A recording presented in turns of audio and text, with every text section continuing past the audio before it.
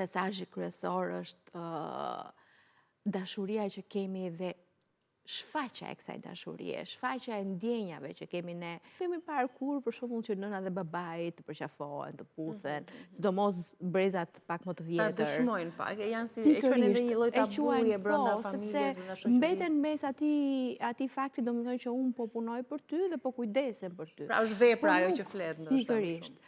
Por duhet edhe kjo pjesë, domethënë duhet edhe fjala, duhet edhe gjesti. Është një libër i mrekullueshëm, është një libër shumë i dhimbshëm, është një libër që na flet sidomos njerëzve që, domethënë ju flet edhe njerëzve që i kanë humbur prindrit, nënën, babain ose një njeri të dashur, por ju flet edhe njerëzve që i kanë, për t'ju hapur sytë edhe për t'ju treguar, domethënë që nëna dhe babai janë aty ende, mund t'ia thonë ato gjërat që duan, mund t'i përqafojnë, mund t'u rrinë pranë, mund të kalojnë kohë me të.